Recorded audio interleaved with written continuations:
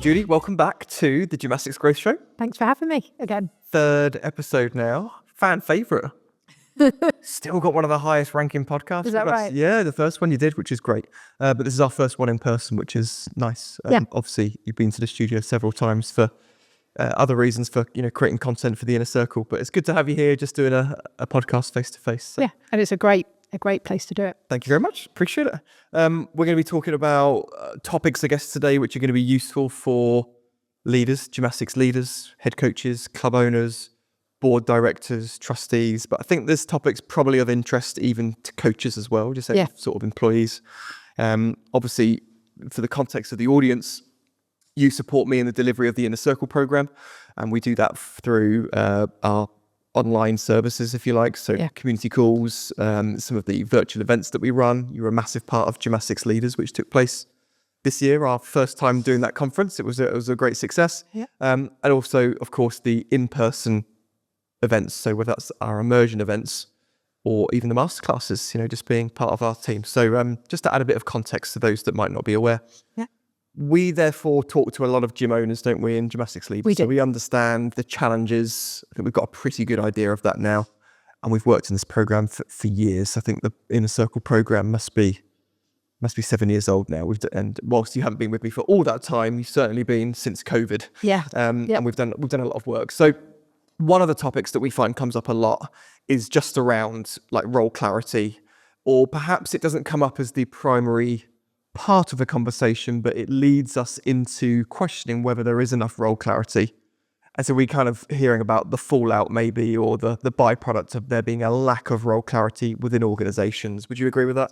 Yeah, absolutely. I think, a lot of frustrations as head coaches or club owners very often comes down to managing the team and being able to juggle lots of different balls at one time. And often that comes down to, they've got to manage the team as well as being involved in the club themselves. So when you start to look at the relationships between the head club, the head coach or the club owners and their team, this often then, leads us on to those conversations around, well, what's expected of the team members that you've got? What's the role? Is there a job description? And so, I think, some of these challenges that come up often are as a result of not having some of that in place. Yeah. And of course, this is not just regarding our clients, but we're on the shop floor talking to a lot of club owners or people that attend the Gymnastics Leaders that might not be our clients. Yeah. We hear this stuff a lot, but it is surprising to me how few clubs actually operate with I don't know if a professional structure is the right or correct terminology, but organizational structure in place so that every position within the organization does have an associated job description, and therefore each employee would have like an up-to-date, accurate account of like what's expected of them, like what is the role that they're fulfilling. And so a lot of them are just not fit for purpose because they might have, a certain employee might have arrived at the club 5-6 years ago. Inherently, roles change over time, and that might be as a result of you get added responsibility because you become, really valuable to the organization. You might move into a different role. Those things aren't always reflected in the job descriptions, which I think is an issue, or potentially could be an issue. It doesn't offer a lot of protection for either the club or the employee. Or the individual. Yeah. No, it absolutely can. And I think a lot of clubs, or a lot of relationships and people that work within clubs, it starts out organically, doesn't it? It might be that you are starting up your own club from scratch, in which case it might be, it's something that's quite easy to do at the beginning, to set out what roles you think you're going to need and what those individuals will be doing. But more often than not, I think it's very much a case of a group of individuals get together, and it's all hands on deck, isn't it? So everybody's doing a bit of everything to get the club up and running.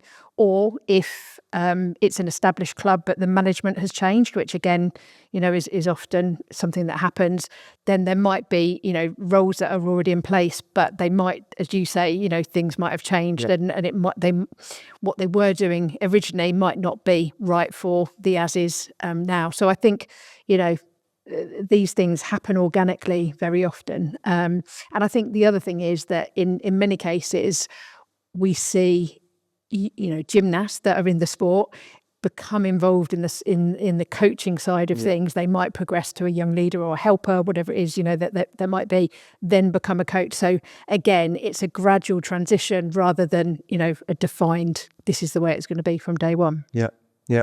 And the difficulty, of course, is that when you've got an out-of-date job description, there could potentially be a lack of accountability, or at least formalization of what the accountability is. So I know the way that we view the world is that every position, not every person, although that is what ends up happening, but every position should have an associated job description. And then you obviously find the appropriate person to fulfill that job description. So it's got to be really clear. By doing so, you are making sure that you've got your bases covered as a club. And for example, a performance coach, let's say, that is employed at the club to raise the standard of performance and to work with performance athletes. There should be a very specific kind of KPI or measure of their success as an organization, what their roles are, and that should be pretty transparent. Like, other people in the club should be able to understand what that person does and where the boundaries are of that role as well. So where does their responsibility stop?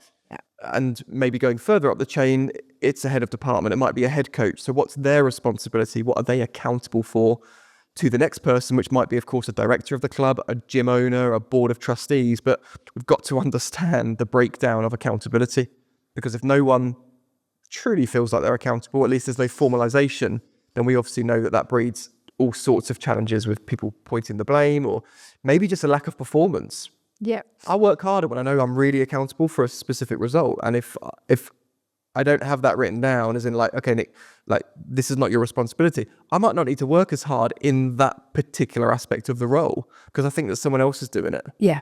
And transparency is key because, that also then helps to identify where there might be overlap, but actually probably more critically, where are there gaps? So if everybody is always thinking someone else is doing it, without having that transparency of understanding other people's roles as well as your own, that gaps can form then, and nothing gets picked up. And overlapping accountability is a real problem. Yeah. I mean, in terms of can you have two people accountable for something? Possibly, but they've got to be amazing working relationship, I think. Yeah, and I think for me, there's a difference between being accountable and being responsible. Of course, yeah. So it might be that it's for me to be responsible for doing that particular task, but you are ultimately accountable. So I think that, again, understanding that difference is important when you are defining those roles. And I think, you mentioned before about some of these role profiles, job descriptions have been done once upon a time and then they become out of date. So I think it's a bit like any business, really. It's really important that we are reviewing those on a regular basis. I'm not saying every week or every day, but certainly, on an annual basis or more frequently if there is a need to suggest it needs to be looked at, so that you can kind of review it and say, right, is that still fit for purpose with the strategy of where we want to take the business, and take the club over the next, 3 to 5 years.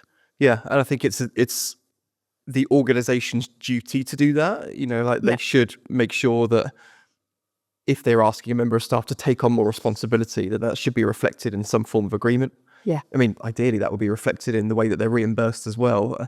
I think the problem is, as we know, in the reality, the world we live in, amateur sport, most coaches are doing far more than just coaching.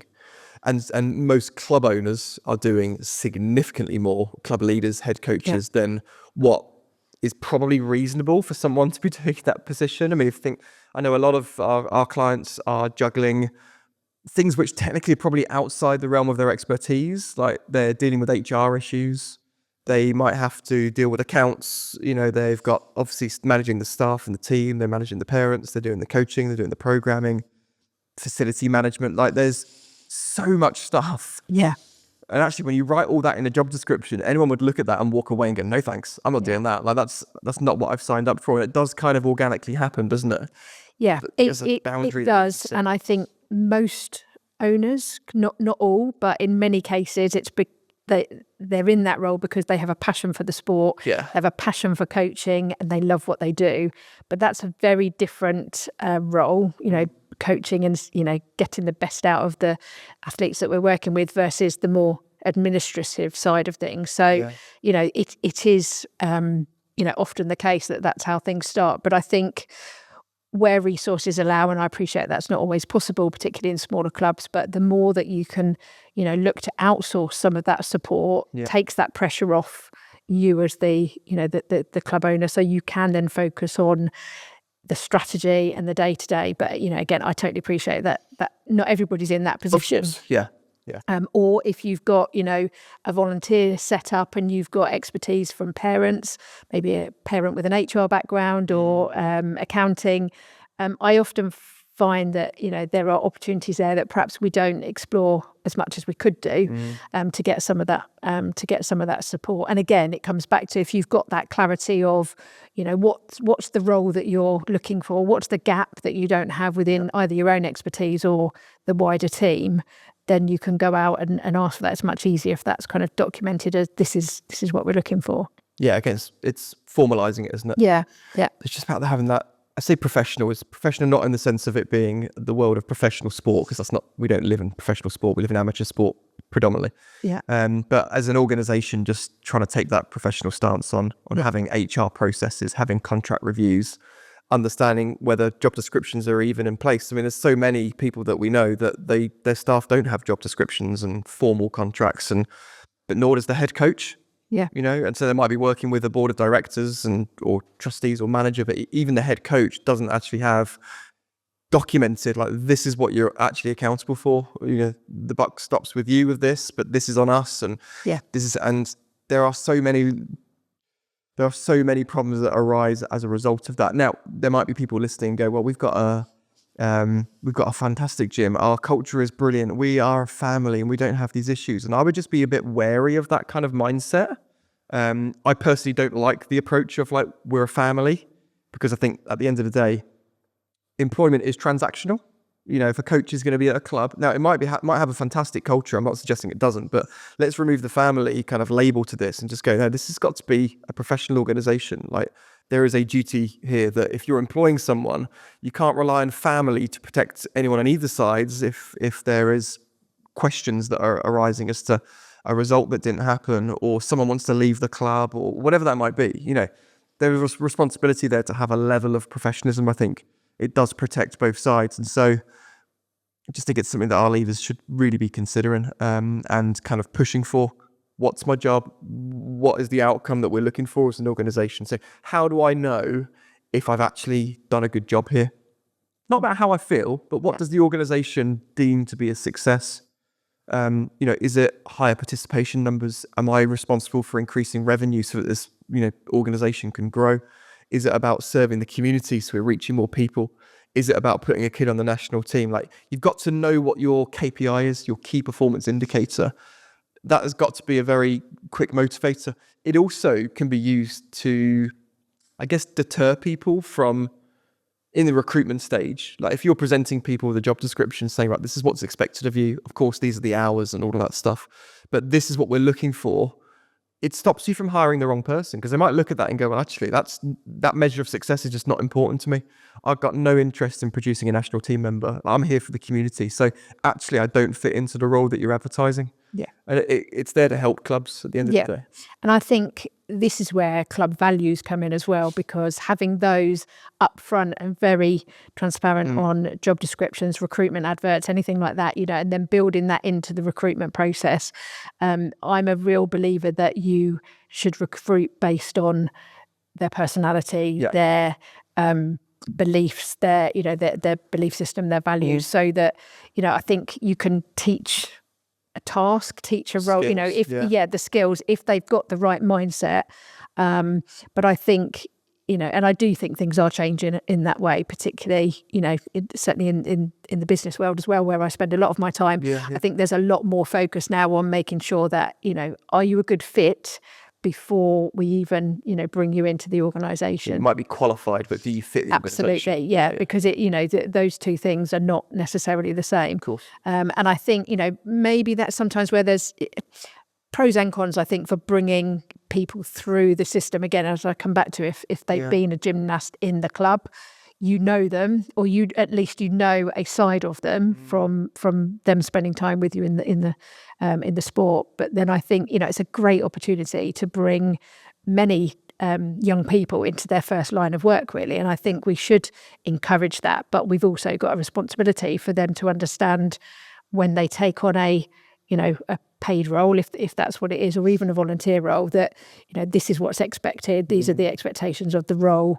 And there is a difference between being a coach to being an athlete. The values should be the same, but how you go about what you bring, will be different. Good exercise, I think, is just to start with a bit of paper, throw some columns down it, write not the people, but the job roles that they're fulfilling. This is really important differentiation. So it's, put the head coach, put the performance coaches, put the assistant coaches, whatever that might be, volunteers, and then list what their responsibilities are, like their duties, whether it's weekly duties, daily tasks, monthlies, and just get clarity on what that actually looks like in practice. And the art of delegation, of course, is understanding that not everyone is suitable for every role, but a head coach shouldn't be doing everything. They will probably be competent to do everything, like the head coach or the leader, the manager of the gym. They've probably got the broadest skill set in that sense. They know that which buttons to push and how to make things work, but that doesn't necessarily mean they should do all those tasks, because then it stops them from leading, right? Yeah. So, an administrative task might be competition entries. Well, the head coach could do that, but actually one of the performance coaches could take on the responsibility. So can that be listed in their job description? Okay, now that only needs to sit with one person. So another performance coach is going to deal with, maybe it's leotard orders or clothing and supplies, for example. So they then become accountable for that. As a leader, you still need to manage, because you are accountable for everything that happens in the club. It's that responsibility. Yeah, exactly. You are accountable. If the leotards don't get ordered, it sits with the head coach, for example. But the responsibility of getting it done and then managing that process, is just easier, I think, when it is clearly defined. Yeah. I think people are more than accepting of their role when they know. So if I was to say to you, Julie, that your role here, the work that we do with NR Gymnastics is about, obviously you manage a lot of our projects, you deal with a lot of our client success, you do a lot of our events. Now, if next week I suddenly said, oh, by the way, I need you to do this, and it was completely out of the blue, you don't particularly enjoy that task and you didn't have anything to say about it, you'd be a bit annoyed. You might say, well, hang on a minute, can we have a conversation? Or like, what does that look like in terms of the formalities of the way that we work together? I think people feel much more reassured when they go, well, I've had the opportunity here to understand a bit more about what the role is. I can agree I've got the right skill set. Maybe it's going to be reflected in my employment package, potentially, if I'm giving you loads of extra responsibility. But just to, from week to week say, oh, can you do this? Can you do that? Can you do this? You don't know where you are. You don't know where you are. And obviously, the reality is you're not going to document every single little task. But a lot of this stuff falls under buckets, doesn't it? Like little administrative tasks. You can put them into different buckets. And it's just about formalizing it in a way that is there to protect both sides of the organization, both employee and the organization. But it's there for efficiency. Yeah. It's there to it's there to help people deliver a better job, to perform better. Like I said, I perform better when I know what my roles and responsibilities are. If I'm slightly confused on that, whether that's in the gym or out, then I'm just not going to perform as well, because I haven't got clarity on what's required from me. Yeah. I think this is where communication is really critical too, because by building a relationship between, the manager and the employee or the coach, whatever we want to call it, understanding what they like to do is a really important part, because you might find that you've got some hidden talents that you didn't know about. For example, you might have somebody who is, at college doing social media or digital marketing. Now, that might be something you're just not aware of unless you facilitate those conversations. But I think that there are buckets, as you say, and sometimes what can work quite nicely is that there might be a number of the team that, want to have a go at different things, but it doesn't sit within their immediate role. And so then again, this is where having it, documented and being transparent, you could rotate those tasks. The benefit of that means that you're then cross-skilling the wider team. So if, I don't know, Nick used to do the social media, he then is off, he's not very well, or he can't pick it up, or he leaves the club. You've got somebody else that's had experience to that. And so I do think that, these tasks written down doesn't mean that they have to always stick with one particular person, but it is about making sure that you're then being very clear about this quarter or for the next 6 months, this task is sitting with this role. And so everybody's clear. Yep. Short interruption. If you're a head coach, club owner, manager or leader, check out our high performance health check for a free insight into how well your club's operating within our 6 category framework. Head to nickroddick.com/health check to take our 10-minute assessment. We'll send you the results straight to your inbox. Back to the episode.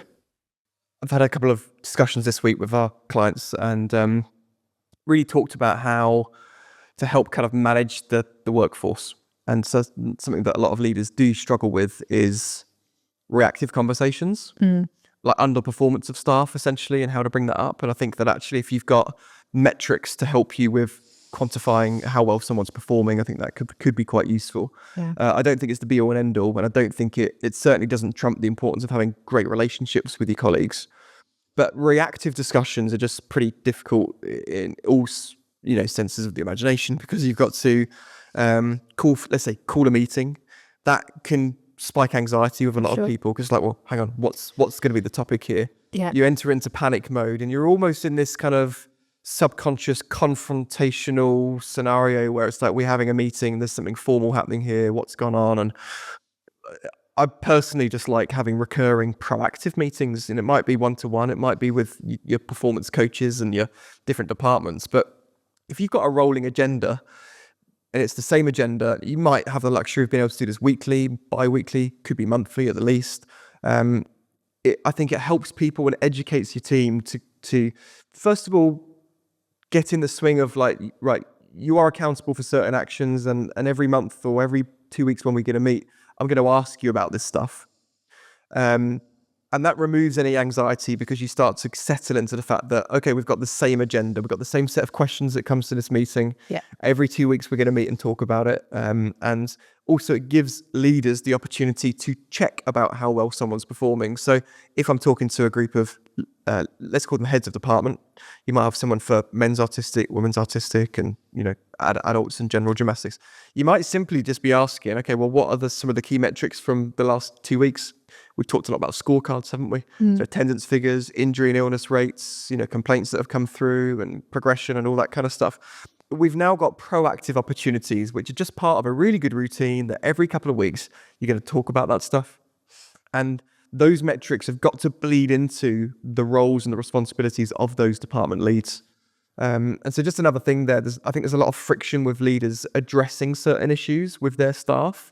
But part of that is because you're just trying to do it reactively all the time rather than proactively. And if you're not doing that and you then call a meeting, of course the anxiety is going to spike, and they're going to think of it as something negative. Whereas if it is a recurring meeting, then it gives you the opportunity to give the positive feedback as well. So, yes, you have to address when things aren't going right, but I think, we need to be really recognising success. And it isn't always just about, there's been a competition and they've had great results. Actually, success could be that somebody has been working really hard on trying to get a particular skill, in your group, and you've got them over the line. So it's about recognising and celebrating that. And I think that will make it much easier then to have the not so nice conversations, because it's balanced with the good stuff they're doing.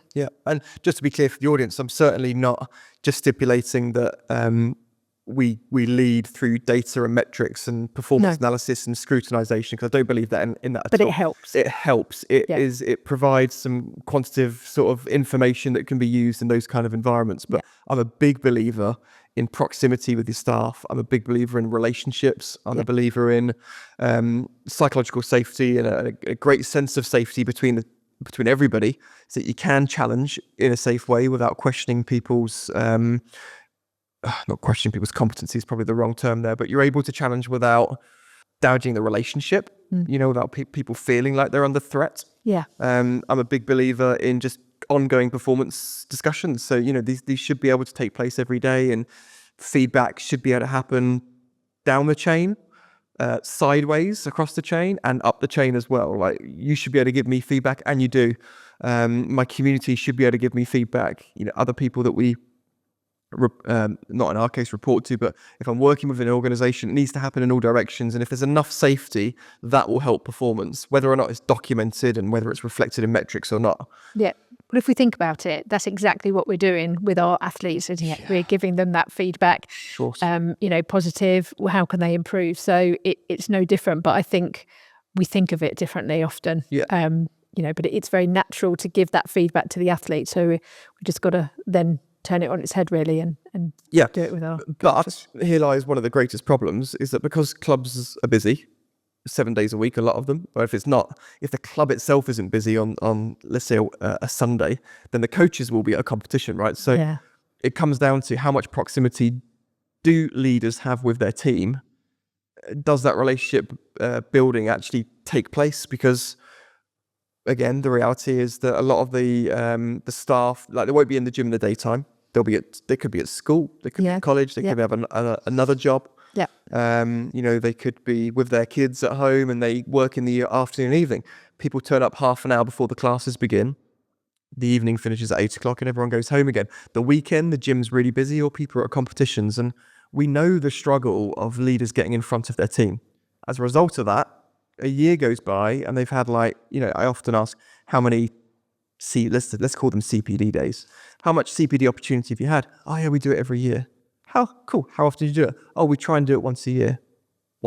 So if that's it, that's the proximity that you're having with your team. We've got to really understand that there's going to be a lot of problems, or you're not going to have proximity and you can't build safety because you're just not giving yourselves opportunity with like a 30-second conversation here and there. And even a meeting where you're going through a set agenda, you're not necessarily building the relationship the same way that if you're actually having, great amount of time. Yeah. And it is definitely not easy. Not easy. Absolutely. I think that depending on the size of the club as well, that gives additional challenges. In a really small club, you might want to, you'd bring everybody together, but then it's trying to get those people there. In a bigger setup, you might be able to have, departmental get-togethers more regularly. I think you've got to find a way to make the team want to be there of their own volition in terms of CPD training or team building. I hate that, forced fun. Very cliche, yeah. But actually, if you can get an idea of what do they want to do, what would they, in an ideal world, if they knew that we had to bring, or not had to, but we were going to bring the whole team together on a more regular basis, what does it look like to them? And because it might be something that we haven't thought about but could easily accommodate, which would mean that it's easier to get the people to get everyone together. Yeah, definitely. So, but yeah, it's a key part of that. And some of the damage, I think, because we're talking here about deposits, we've talked a lot about this before, haven't we? That every time a leader has a great conversation, like connects with someone, builds rapport, models great behavior, it's kind of like you're depositing great leadership value. We call it our sort of reservoir, don't we, of equity here. And I guess if we flip that around the other way and think about, okay, what are the things that a leader might do where you're actually withdrawing from that reservoir of trust or safety or rapport that you've built? I can certainly think of some examples. I think that asking people to do things that they don't think is part of their job or they shouldn't be doing, or you haven't appreciated the requests and things, that's definitely a withdrawal. Yeah. Kind of abusing the relationship there. But then there's a responsibility again. I'm just going to circle back round to the job description stuff, that because it isn't defined, staff might have an expectation of, well, that isn't my job. In the leader's eye, it might be your job, but in your eye, with the agreement. So that will be one such example. I guess calling meetings reactively, and that could withdraw from that sense of safety as well. And so it's just thinking, I guess, a message now for the listeners, for those that are in leadership positions. How many times can you make great deposits throughout the course of the week? Every great conversation you have, every time you're building rapport authentically, it's got to be authentic, not fake. Every time that you're making a team member feel valued, you're recognizing great work, you're having a conversation or doing something which supports their growth and development. Like, how much are you doing of that versus the stuff which actually might damage the relationship? So you're asking them to do more without giving them anything more. And I know we've had discussions around, competition attendance and, are you wanting your staff to give up another day of their time for staff training, but they're actually not going to be reimbursed for that time? Do you ask them to pay for their uniform? Like, all of these things are withdrawals. I think all organisations will do that. They'll have to make withdrawals because we're not the most resourceful community, purely because there is a lack of finance around it. There's not many clubs that I know that have got massive pockets full of extra cash lying around. Their staff costs are massive and they're rising. With certainly in the UK here with government changes. It all comes off the bottom line. So I think it's inevitable that this stuff will happen. Yeah, I mean, there are always going to be things that come up that need doing that do not fit within a job description because things evolve. And sometimes it might be something that actually moving forward would move into a job description, but there might be just an ad hoc, thing that comes up. But I think the more that you, as you say, have put those deposits in elsewhere, being proactive in communicating, meetings 12 months for the year, so they've got a very clear understanding when the holidays, for example, might be, if as a club you have a shutdown. And again, I know this differs by club, but the more that you can do to put yourselves in the shoes of your team, what would I want to know? I need to know if there is going to be a holiday closure period, for example. So the more that you can do of that, I think then when the ad hoc, actually this is a new task that's come up and we don't have anyone to do this, it's much easier, and by building the relationships as well, much easier to then ask somebody to do it. But when you're asking them, it's all about giving them the why and to give the context rather than just, I need this doing, go do it. Which I think, I've done it myself. I think sometimes we're so busy on what we're doing, we don't take that time to explain it, and then that can cause friction in itself. Yeah, so essentially you're saying that the bigger the reservoir of deposits we've made, the more inclined people are to be agreeable to something if they're being stretched a bit, which is like, look, I'm really sorry, I know this is an inconvenience, would you mind helping me with this? They're far more likely to go, absolutely. Yeah. But then don't lose the boundary there and assume that person can just do that every week. Done a good job. That's where maybe it needs to be okay, if this is now an added responsibility of mine, maybe this needs to be reflected in my contract. And it might not need to be like a pay rise necessarily, but sometimes some things should be. It's like, well, I'm going to give up an extra 4 hours my week to do that. I didn't really have that 4 hours. I'm having to add it in. So I'm giving this value. Employment is transactional, no matter what people say, So if I'm going to give an extra 4 hours of value and this needs doing, well, how does that get reflected in sort of my job description here as well? Yeah, and it might be that, it might not even be package related. It might be, well, actually looking through, then this, this bucket of tasks moves out of that. So we swap this in and we take that out. But absolutely. It's there's only so many things you can keep giving to the same people without taking something back. Now, the other benefit, of course, is that leaders can hold their staff more accountable when there's clearer job descriptions and profiles. And some of the organisations I'm working with, I'm trying to get them to really clearly define everything that's included with them running like a world-class session, for example. So if you've got staff coming in to deliver participation level, recreational level gymnastics, what does a world-class recreational session look like? So when should they be arriving? At what point does the equipment need to be set up by? Are they greeting the kids with a smile on their face? At what time do they escort them over to the floor area? Like, let's document this. So it's a replicatable, is that the word? Replicable. Yeah. That's it. I know what you mean. Edit. Okay.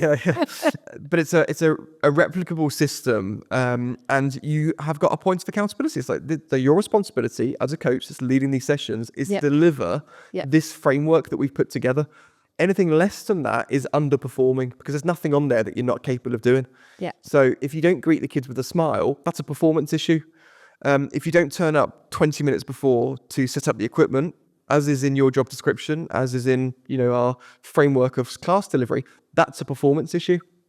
So accountability and responsibility is clear. If you don't have all that stuff documented and you go to a member of staff and say, well, you're not supposed to be sitting down while you're working, you're not supposed to be doing this, and they could turn around and say, well, so what? Yeah. And that's just the reality. The other benefit is succession planning. So, if you've got it documented and then somebody leaves, it's much easier to then train and go through with a new member of the team. This is what's expected because, yes, you might get a handover if you're lucky, but not always. So at least then you are training them in the club way, the way that, the way that you want it to be done to that world-class standard. Yeah. Yeah, absolutely. Got any other thoughts on this that we need to sort of touch on, do you think, for the audience? We talked before about when we're thinking about the roles, making sure that we're factoring in maybe the more admin side of a coach's role as well. So I don't mean the leadership admin that goes, with running a club, but actually for us to give the best, as a coach, for us to give the best of ourselves and to get the most out of our athletes, we need to really invest in our planning program, our strategy, making sure it aligns with the club's wider goals, but also not just the pre-planning, but also the reflection that happens afterwards. And I think that, there are clubs out there that I know that are doing this really well, but I think it's worth us just weighing that up as both as a coach and as a leader. How much time are we allocating within our own roles to make sure that we are planning it effectively to get the most out of the session?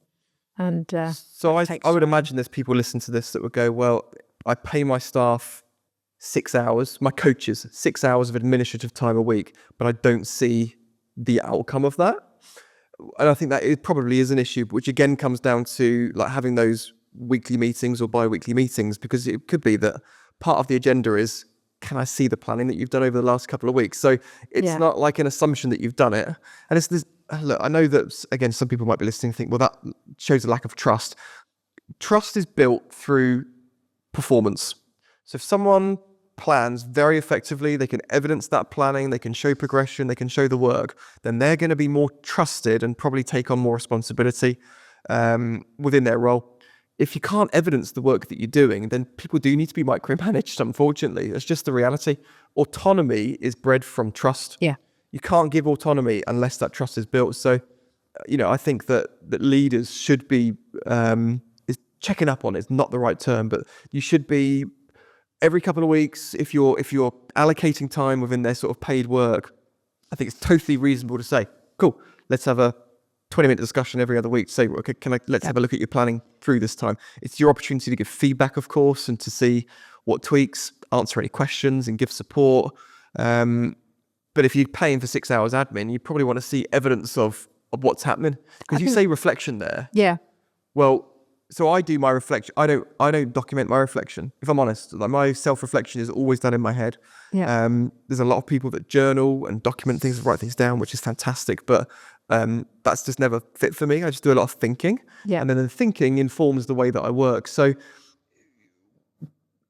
whether reflection falls under paid administrative time or not, it would be a difficult thing for some people to be able to justify. Yeah.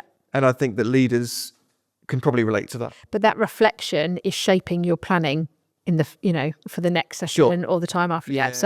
So I think, the kind of evidence, for want of a better word, is in that future plans. I mean, I know that there are so many different tools out there now, aren't there, where you can upload shared documents and, shared plans. So actually, it maybe that is a system that might work for some clubs, and I know that there are clubs out there doing that, because, well, not only does it then help with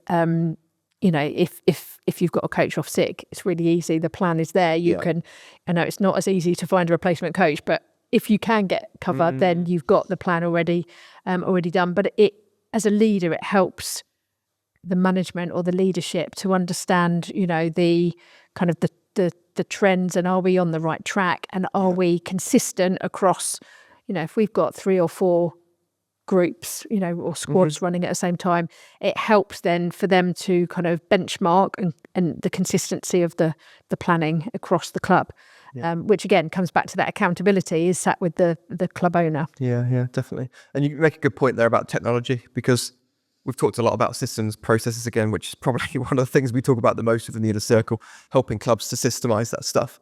There's just so many tools out there. It's like never been easier to formalize, whether it's documents, sharing documents, editing stuff, tracking tasks, delegation. It's like, we obviously use a whole suite of those here at NR Gymnastics, don't we, for communicating with each other. Task management, project management. We're using AI now quite effectively in a couple of different areas of the business. So there's never been an easier time, and I just think that there shouldn't be any excuses around that. And even proximity, like if you can't meet with people face to face, it's never been easier to still have Communicate a sense of proximity and to be able to communicate and manage that stuff. So hopefully that's of interest to the audience that are listening. Awesome. Well, Julie, thank you as always. You're welcome. Yeah, hopefully useful.